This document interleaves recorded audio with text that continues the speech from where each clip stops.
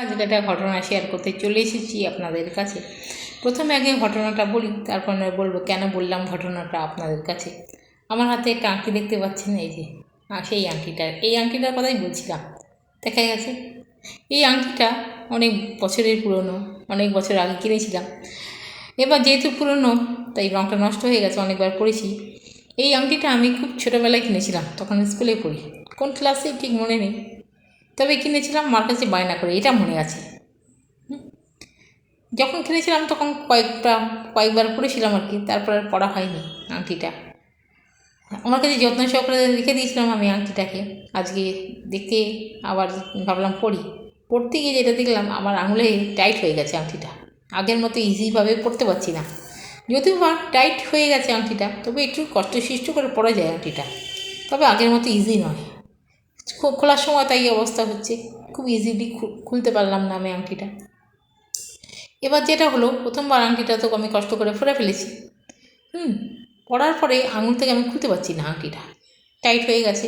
আগে রোগা ছিলাম তখন ঠিক হতো, এখন আর খুলতে পারছি না আংটিটা, টাইট হয়ে গেছে যেহেতু।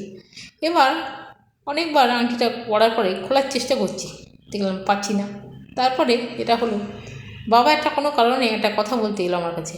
আমিও সেই কথাটা বাবার সাথে গল্প করছিলাম, কথার উত্তর দিচ্ছিলাম আর কি।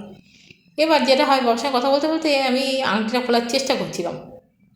হঠাৎ কথা বলতে বলতে আমি খেয়াল করলাম আমি আংটিটা খুলে ফেলেছি। এবার এই ঘটনাটা বলার কারণ কি বলুন তো? এই ঘটনাটা বলার কারণ একটাই, সেটা হলো আমি যখন মন দিয়ে চেষ্টা করছিলাম আঙুল থেকে আংটিটা খোলার, তখন পাচ্ছিলাম না, কারণ আংটিটা টাইট হয়ে গেছে, আমার আঙুল থেকে খুলতে একটু অসুবিধা হচ্ছিল। আমি ভাবছিলাম এটা সামান জলে হয়তো খোলা যাবে, সবাই খুলে, আমি খুলে দেওয়ার চেষ্টা করতাম। কিন্তু যেহেতু আমি একটু অন্যমনস্ক হয়ে গেলাম, বাবার সাথে গল্প করছিলাম, তখন গল্প করতে করতে কখন অন্যমনস্ক হয়ে আংটিটা খুলে ফেলেছি আঙুল থেকে।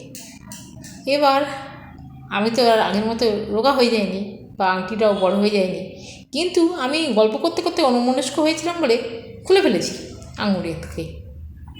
সেটা আমি নিজেও খেয়াল করিনি, খোলার পরে দেখছি আমি খুলে ফেলেছি আংটিটা। এই ঘটনাটা বলার উদ্দেশ্য একটাই, যেটা হলো যখনই আমরা কোনো কাজ করব, মনোযোগ সহকারে কাজ করব।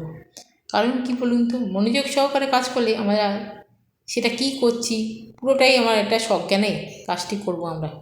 কিন্তু যদি আমি অন্যমনস্কভাবে সেই কাজটি করতে লাগি, তাহলে যেটা হবে, হয়তো অনিচ্ছাকৃত কোনো ভুল হয়ে যেতে পারে।